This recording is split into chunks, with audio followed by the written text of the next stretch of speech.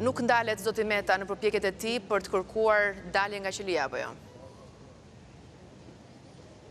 Viola, pavarësisht se të tre shkallët e gjyqësorit edhe më herët i kanë rrëzuar kërkesat për zvendësimin e masës së sigurisë, ish presidenti Ilir Meta ka vijuar në gjykatën e posaçme të apelit me një kërkesë për sa i përket zvendësimit të masës së sigurisë së arrestit në Burg. Bëhet fjalë për ankimimin e vendimit që u dha nga gjykata e posaçme me 5 janar, ku në fakt pikërisht në këtë datë ishte shkalla e parë që e la në fuqi masën e arrestit në Burg, ndërsa tashmë Ilir Meta i është drejtuar apelit të posaçëm, duke apeluar edhe vendimin e shkallës së parë të marrë me 5 janar. Tashmë do të jetë gjykata e posaçme apelit që me 30 janar do të marrë vendimin nëse do të pranojë ankimimin e Ilir Metës për zvendësimin e masës së sigurisë, ku kërkon një zbutje të masës, qoftë ajo arrestit në shtëpi apo detyrimit të paraqitjes, duke pretenduar se nuk ka se si të prish prova apo të largohet për shkak se çështja në ngarkim të tij pra është mbyllur dhe i është dërguar gjykatës së posaçme për hetim, ndërsa ish presidenti prambahet dhe akuzohet për sa i përket prokurorisë së posaçme për 3